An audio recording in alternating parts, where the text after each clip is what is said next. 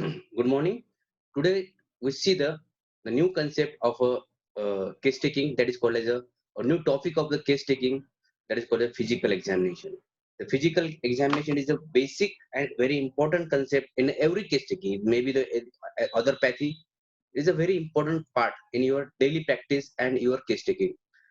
ये भाग आप शुरुआत में भी ले सकते हो, इन बिटवीन द केस्टिंग ले सकते हो और लास्ट को भी ले सकते हो, बट ये आपको मेंशन करना है after the all pass history के बाद आपको एक्सप्लेन करना है।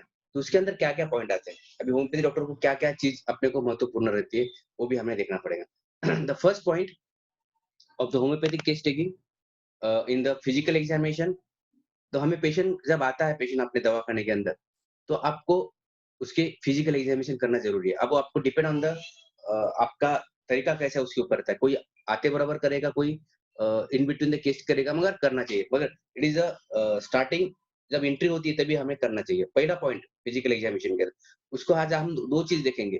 Physical examination with relation with the medico legal aspect. तो ठीक है, तो सबसे पहले हम देखेंगे what what in the physical examination. Physical examination पहला पॉइंट मेडिको लीगल के अंदर भी ये पहला ही पॉइंट रहेगा, that is blood pressure. Patient जब एंट्री होगा आपके दवाखाने के अंदर, तो उसका ब्लड प्रेशर नाउअडे बहुत रिकॉर्ड करना, और रिकॉर्ड ऐसा नहीं कि सिर्फ लेके छोड़ देना है। उसका ब्लड प्रेशर उसको चेक करने का है। ब्लड प्रेशर जो रहेगा उसका ब्लड प्रेशर, वो आपको आपके इसके अंदर मेंशन करके रखने का है। The first point, blood pressure हमेशा उसका रिकॉर्ड करते जाइए। द नेक्स्ट ब्लड प्रेशर उसका कितना है, जो नॉर्मल है, हाइपर है, लो है, वो आपके पेज के ऊपर पूरा एक्सप्लेन करके आपको रखना है। That is a first blood pressure. इसका फायदा क्या होगा ब्लड प्रेशर का? जब आपके पास पेशेंट आता है, तो आपको पता चलेगा कि उसको that is hypertension. You now patient is suffering from the hypertension, cardiac problem, तो आपको पता होना चाहिए कि आपका पेशेंट सचमुच उसको, फिर आपको एडवाइस पता चलेगी नमक कितना देने का है, पानी कितना देने का है। इसके ऊपर से आपको ब्लड प्रेशर बहुत इंपॉर्टेंट रहता है। नाउ तो बहुत इंपॉर्टेंट है। ऐसा हो जाता है कि हम पेशेंट चेक करते हैं, पेशेंट का बीपी ज्यादा रहता है, आपको पता नहीं चलता। इसलिए पेशेंट के आते बराबर फिजिकल एग्जामिनेशन हम मेरे ऊपर में हम क्या करते हैं कि आते बराबर उसका फिजिकल एग्जामिनेशन करते हैं। तो फिजिकल एग्जामिनेशन के अंदर पहला पॉइंट रहेगा आपका ब्लड प्रेशर। वो भी आपको लाइन सो के उसको चेक करने का है। उसको 10-15 मिनट बिठा के ओपीडी के अंदर, उसके बाद आपको ब्लड प्रेशर चेक करना है। और समझो पेशेंट का हाई बीपी आपको मिलता है, तो डबल चेक करने का कंफर्मेशन के लिए सचमुच उसका ब्लड प्रेशर कितना है। ये आपको पहला पॉइंट रहेगा ब्लड प्रेशर। उससे इसके फायदे क्या रहेंगे आपको, दैट इज इंपॉर्टेंट। ये आपको पता है पेशेंट हाइपरटेंसिव है, हाइपोटेंशन है, या आपको आगे चल के उसको कुछ मैनेज करने के लिए कुछ नया कुछ करने का है। और आपको पता चल जाएगा, क्योंकि ये आपके पास मेंशन रहेगा, तो आपको पता चलेगा कि पेशेंट हाइपर। दूसरा है, बहुत इंपॉर्टेंट है, आप नेक्स्ट पॉइंट ये रहेगा वेट। अब वेट आपका कंपाउंडर है या बाहर आप रख दे तो वेट, मगर वेट मेडिको लीगल इसके अंदर वेट बहुत इंपॉर्टेंट चीज है, क्योंकि वेट से बहुत ज्यादा पता चला। आज आपने कहा वेट, समझो एग्जाम्पल तौर के ऊपर पेशेंट का वेट है दैट इज 52 kg आज, और आपने उसका रिकॉर्ड कर लिया। 1 महीने के बाद उसका वजन सडनली बढ़ गया, तो समझ लेना कि सम हमने ट्रीटमेंट भी कुछ तो भी अपने को चेंज करना पड़ेगा। पेशेंट कुछ तो भी प्रॉब्लम आ रहा है, या कोई और सडनली कम भी हुआ तो सम डेंजरस डिसीज। तो आपको वेट हर बार मेंशन करा है। जब जब पेशेंट आएगा, जब जब, तो आपका पेशेंट का weight must be your record.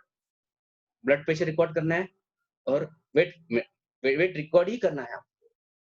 Patient का आज वेट कितना है, 1 महीने बाद कितना वेट रहेगा, वो अपने को मेंशन करने का है। दूसरी चीज है, जब वेट आपके पास, सबके पास वेट मेडिसिन मशीन रहती है, उसका इस्तेमाल हर एक, जो छोटा बच्चा हो या बड़ा आदमी हो, सबके लिए वेट आपको करना ही जरूरी है। समझ में आया? और आपको क्लियर लाइन में उसका वेट मेंशन करिए, जो डेट के अंदर उसने ये किया। अगली बार उसका अपने को पता प्रोग्नोसिस, आपने केस एग्जांपल तौर पे आपके पास पेशेंट आ रहा है और उसको खांसी है, एलर्जिक है, और उसका सडनली वेट कम हो गया। आपने उसको 15 दिन के बाद बुलाया, तो पहले उसका वजन था 50, आज है उसका 40 35, तो आपको सडनली इन्वेस्टिगेट करना पड़ेगा। May be the tuberculosis, may be the other disorders, आपको कंफर्म करें। इसके ऊपर से क्या बताएगा आज वेट, नहीं तो क्या होता है कि अपन वेट नहीं लिखते हैं, वैसी चलती है प्रैक्टिस, अपनी नहीं चलेगा ऐसा। आपको वेट मेंशन करना है, और आपके रिकॉर्ड केसिंग में उसका वेट रहना ही चाहिए, ब्लड प्रेशर और वेट।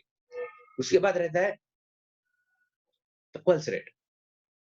अभी पल्स रेट आपको पता है कि अभी नवोडे इलेक्ट्रॉनिक का जमाना है, डिजिटल जमाना है।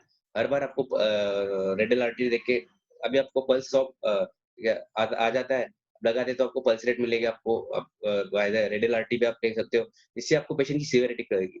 समझ में आता है? क्या हो जाता है पता है? और दूसरी बात है, जब पेशेंट जब वेटिंग में रहता है, और वो हाइपरटेंसिव रहता है, उसकी पल्स रेट ब्रेडिकार्डिया टैकीकार्डिया में रहता है। और आप शुरुआत में उसकी लंबी केस टेकिंग लेते हो और उसको बाद में अपन पल्स रेट या बीपी चेक करते हो, प्रॉब्लम क्या आता है वो आपको पता नहीं चलेगा, ये आपको रेफर करना आना चाहिए। सोचिए कि पेशेंट बहुत ज़्यादा हाइपरटेंसिव है, बहुत ज़्यादा बीपी बढ़ रहा है, बढ़े वाला है उसका, आपने चेक नहीं किया, आपकी केस टेकिंग चालू है आपकी, और उसी टाइम में उसको कुछ प्रॉब्लम आए, तो अपन अपने को हार्ट जाएगा। तो इसलिए पहले समझ में आना चाहिए कि पेशेंट सचमुच सीरियस है या नहीं है, वो अपने को समझ में आना चाहिए। तो ब्लड प्रेशर, पल्स रेट ये आपको लेना है, उससे ऊपर से आपको पता चलेगा कि पेशेंट स्टेबल है, सीरियस है या उसको रेफर करना है, ये आपको पता होना चाहिए। समझ में आएगा? ये चीज़ ये मेडिको लीगल है, क्योंकि ऐसा पेशेंट ऐसा नहीं कि आपको हर एक पेशेंट को ये पूरा आपका आना चाहिए। दूसरी है, ये हो गए बेसिक कंसेप्ट, ये 3 पॉइंट आपको आते बराबर करना है। Pulse rate, weight, now what है? कोविड-19 का जो ये चल रहा है, अभी हमने लेके आए हैं, बताऊँगा आपको मैं, 1 minute. The nowadays new concept of physical examination, अभी आपको सोशल डिस्टेंस रख के आपको फिजिकल एग्जामिनेशन करना है। वैसे ब्लड प्रेशर की मशीन भी आ रहे हैं, पल्स रेट की भी मशीन आ रहे हैं, और नया अभी आपने देखा होगा, this is the thermometer, infrared thermometer कहा जाता है इसको। तो इससे आपको अभी हर एक पेशेंट के, अभी हम हमारे पेशेंट का जितने भी पेशेंट आते हैं, उसका हम थर्मल चेकिंग करके ही लेते हैं। इससे 2 फ़ायदे होंगे। सोचिए कि पेशेंट का थर्मल टेम्परेचर आपको ज़्यादा हो जाता है, तो अपना केयर खुद कर पाओगे। बहुत ही ज़्यादा रहता है, तो आप उसको रेफ़र कर पाओगे। तो अभी आपको आपका बंदा जो रहता है, आपका कंपाउंडर रहता है, आपका जो कोई हेल्प करने वाला रहता है, तो उसको पहले ही आपको टेम्परेचर ये करना है। अब इसके अंदर टेम्परेचर बहुत इम्पोर्टेंट है। अभी तो हम आज या जब से कोविड चल रहा है, तब से हम पहली एंट्री हमारी होती है टेम्परेचर से। उसका टेम्परेचर बढ़े वाला रहता है, तो हमको स्पेशल ट्रीटमेंट करना पड़ेगा, उसको अलग लगा, क्योंकि may be the possibility of the Covid, पहले भी टेम्परेचर का उतना वैल्यू था, बट आपको तो ज़्यादा बढ़ गया। तो आपको क्या करना है, इससे आपके दवाखाने में इसको सबको लेना है आपको, और एंट्री आप ऐसा नहीं कि उसका ज़्यादा टेम्परेचर आपको चेक नहीं करोगे, ऐसा नहीं है। आपको उसको आप अलर्ट हो जाओगे, अरे यार ज़्यादा टेम्परेचर है, इसको अपने को सोशल डिस्टेंसिंग बनाए हुए है, दूसरे पेशेंट को भी उससे थोड़ा दूर रखने का है, विदाउट उसको पेशेंट को उसके खुद के राइट्स रहते हैं, हम उसको ये नहीं बोलते इधर मत, इधर बैठो, इधर बैठो, नहीं, उसको कॉन्फिडेंस में लेके आपको सब कुछ चीज़ बताना है। तो आपको एक टेम्परेचर बहुत ज़रूरी है, मैंने 3 चीज़ बताया, ब्लड प्रेशर, वेट, पल्स, और दूसरा है टेम्परेचर। नेक्स्ट पॉइंट है टेम्परेचर, और टेम्परेचर आपको करना ही है। ऐसा नहीं कि सर मला टेम्परेचर की काही गरज नहीं। हर एक पेशेंट का टेम्परेचर, अभी हमारे रिकॉर्ड के अंदर जितने भी पेशेंट आए, वो सबको टेम्परेचर रिकॉर्ड किया है। तो हम भी सेफ में रहेंगे, वेटिंग में जो बैठे वाले वो भी सेफ में रहेंगे, और हमारे कंपाउंडर भी सेफ में रहेंगे। तो यह बहुत और बहुत ज़रूरी है। अभी हम नए कांसेप्ट के अंदर जा रहे हैं, हमें अभी पूरा ओपीडी का शेड्यूल चेंज कर दिया है। फिजिकल एग्जामिनेशन, और अभी यह सोशल अपने को फिजिकल एग्जामिनेशन करना है, but with the rules and regulation of the government, social distancing आपको ये पूरा पालन करके। बीपी भी देखना है, आपको ग्लोव्स पहनना है, आपको ये दूसरा है मैंने बताया आपको, ये चीज़ ओपीडी के अंदर आपको ये पहनना है आपको। इससे आपको उस टाइम में करेंगे, तो अब ये नए-नए आ रहे हैं, ये आपको ये करके अपने कंपाउंडर लोगों को भी ये देना पड़ेगा आपको। ये सब कुछ आपको करना पड़ेगा, तभी जाके आप कुछ ये कर पाओगे। तो हमने देखा है टेम्परेचर, और ये पूरा आपका जो गाउन है, पीपीई की किट है, ये सब पहन के आपको सब ये करना है। और without physical examination you are not diagnose and not the prognose the patient, prognosis of the patient. और क्या करना है, प्लान ऑफ ट्रीटमेंट क्या करना है आपने को। अब पेशेंट को अब आ रहा है, पेशेंट उसकी बीपी 190 है, तो आपको कुछ तो भी करना पड़ेगा, ईसीजी निकालना पड़ेगा उसको, कार्डियोलॉजिस्ट के पास ओपीडी के लिए भेजना पड़ेगा। ऐसा नहीं कि सभी अपन करेंगे, अपने को ओपीडी में लेना है। समझ में आया आपको? तो ब्लड प्रेशर बढ़ता है, तो आपको कार्डियोलॉजिस्ट का ओपिनियन लेना पड़ता है। वज़न बढ़ता है, सडनली वज़न बढ़ता है, तो आपको advice thyroid examination, T3, T4, TSH। अब है, ये हो गया blood pressure, weight, pulse, temperature. अब उसके बाद सबसे इम्पोर्टेंट जो रहता है chest. Nowadays chest is a very important. आपके पास स्टेथोस्कोप रहता है, और हर एक डॉक्टर के पास आइडेंटिफिकेशन है अपना स्टेथोस्कोप। तो हम चेस्ट एग्जामिनेशन करते हैं। ये बहुत इम्पोर्टेंट है। आपको कोई भी एब्नॉर्मल साउंड आपको डायग्नोस होता है, या हर्ट होता है, या आप समझता है, तो आपको उसके हिसाब से आपको डायग्नोसिस करना पड़ता है। उसके हिसाब से आपको एडवाइस देना पड़ता है। सोचिए कि आपके चेस्ट उसका बहुत एब्नॉर्मल साउंड है, तो आप एडवाइस दें एक्स-रे ऑफ द चेस्ट, और referent to the chest physician. ऐसा नहीं कि हमारे पे थे होम्योपैथी, हम होम्योपैथी ऐसा नहीं है। को डॉक्टर रिलेशनशिप, हमें हेल्प लेना पड़ता है डॉक्टर की। अभी हमारे पास चेस्ट का एग्जामिनेशन है और बहुत चेस्ट बैड है उसका, एब्डोमिनल साउंड लग रहा है, तो हम चेस्ट फिजिशियन के पास भेजेंगे। नहीं तो हम रेडियोलॉजिस्ट के पास के एक्सरे निकाल के लेके आएँगे। तो हमें एक्सरे में पता चला एक्सरे की यहाँ पे आपको ये रह रहा है, ये है। यहाँ पे हम एक्सरे देखते हैं। इसके अंदर हमें कुछ एब्डोमिनल साइन मिलते हैं, जैसे कि ट्यूबरकुलोसिस मिलता है, ब्रोंकाइटिस मिलता है, जो कुछ मिलेगा। तो हम उसके एडवाइस के लिए उसके स्पेशलाइज़्ड डॉक्टर रहते हैं। ऐसा नहीं कि सिर्फ होम्योपैथी नहीं, एलोपैथी ऐसा कुछ नहीं रहता है। एडवाइस एडवाइस रहती है। मेडिसिन का रोल उनका अलग है, अपना रोल अलग है। बट डायग्नोज का रोल सेम है। तो हम उनके पास भेजेंगे, वो हमें डायग्नोज करके देंगे, भई इसको ये है, फिर आपने कुछ दवा चालू करना है। दैट इज़ कॉल्ड को डॉक्टर रिलेशनशिप। अब ये होगा चेस्ट और चेस्ट के अंदर आपको पूरा चेस्ट एकदम क्लियरली एग्जामिनेशन करना है। पेशेंट को नॉर्मल भी रहे तो एग्जामिनेशन करना है आपको, क्योंकि कभी-कभी रहता है, अब आपको साउंड पता होना चाहिए उसके, वो इसके अंदर आ जाता है। और उसको मेंशन करना है कि sir chest is clear, sir some abdominal sound, जो कुछ मिल रहा है आपको। जो कुछ मिल रहा है आपको वो सिस्टमैटिकली वहाँ पे लिखो, और आपको सचमुच एब्डोमेन मिल रहा है, तो you are the advice for refer to the advice for the chest physician. तो चेस्ट फिजिशियन आपको ये मिलेगा। आपको सोचिए कि बीपी बढ़ रहा है और चेस्ट के अंदर एब्डोमिनल साउंड है, तो आप suddenly refer to the physician और for the ECG and x ray. तो आप आसानी से आप डायग्नोज कर पाओगे उसको। तो फिजिकल एग्जामिनेशन बहुत महत्वपूर्ण है इन योर प्रैक्टिस। ये हो गया चेस्ट। उसके बाद रहता है चेस्ट के अंदर, अभी तो आपको स्टेथोस्कोप से चेस्ट चेक करते हैं अपन। उसके बाद रहता है, ये सब करना है आपको प्रैक्टिस के अंदर। सडनली अपन हम अभी आपके ओपीडी के अंदर वही करते हैं। नेक्स्ट है एब्डोमिनल एग्जामिनेशन। आप बोलोगे सर एब्डोमेन का तो सबके लिए करना है।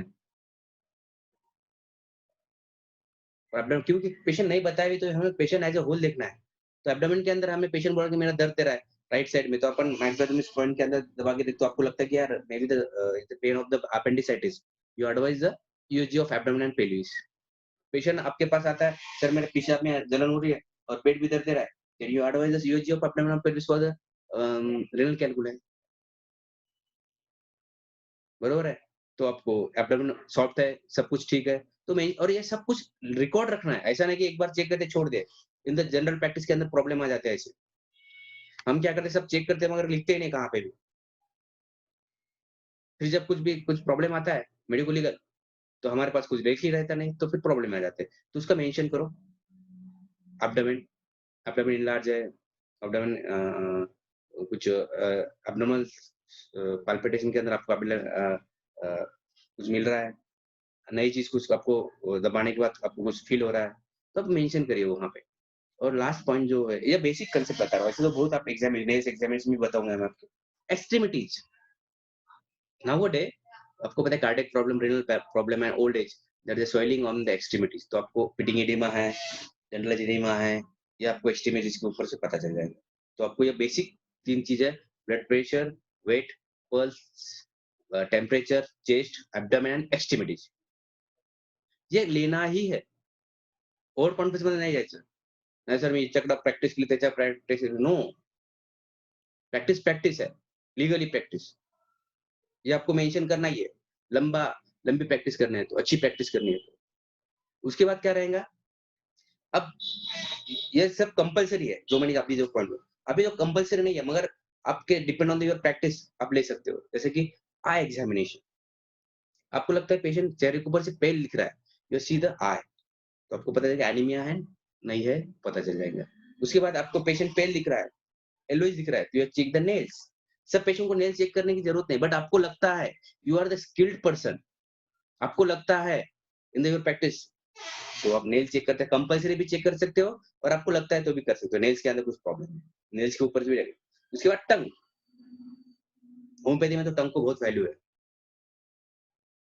टायर टंग, ये भी आप कर सकते हो। ये सब कुछ आप ये कर सकते हो आप। ये छोटे-छोटे चीज़ है, और उसके ऊपर से फिजिकल एग्जामिनेशन के ऊपर से आपको आ जाता है इन्वेस्टिगेशन। ये पूरा ओवरऑल चेक करने के बाद आपको मिलता है ब्लड प्रेशर ज़्यादा मिलता है, वेट ज़्यादा मिलता है और पेल दिखता है, तो आप एडवाइस क्या करोगे? सीबीसी, ईसीजी और T3, T4, TSH, ये आपको इसके ऊपर से आपको पता चलता है। ये एडवाइस भी पता होना चाहिए आपको क्या देना है पेशेंट को। पेशेंट किडनी का प्रॉब्लम आ रहा है आपको और उसका ब्लड प्रेशर बढ़े वाला है और हमने यूरिन में देखा है यूरिन आउटपुट कम है और ऐसा ऐसा पता चल रहा है कि पेट भी थोड़ा बढ़े वाला है, तो आपको सोनोग्राफी की एडवाइस दी। सोनोग्राफी की एडवाइस देने के बाद उसको ऐसा पता है कि एक्यूट रीनल फेल्योर पेशेंट है, तो आपको आगे का प्लान ऑफ ट्रीटमेंट पता चलेगा, पानी कम देना है, इसको 1 लीटर के अंदर ही पानी देना है। ये सब कुछ आप कर पाओगे प्रैक्टिस के अंदर। तो ध्यान में रखो, it is a very important in your daily practice, very, very important. इसके थ्रू आप प्रैक्टिस नहीं कर पाओगे। नहीं तो क्या हो जाएगा कि आप आधे जिसको नॉलेज नहीं रहता है ना इस प्रैक्टिस का, वो करते रहता है, किसका तो भी फॉलो करके। कोई तो अपना सीनियर रहता है, उसको आप फॉलो करके आप उसको करते हो, बट वो कभी रिकॉर्ड नहीं रखा, तो आप भी रिकॉर्ड नहीं रखोगे और प्रॉब्लम में आ जाओगे।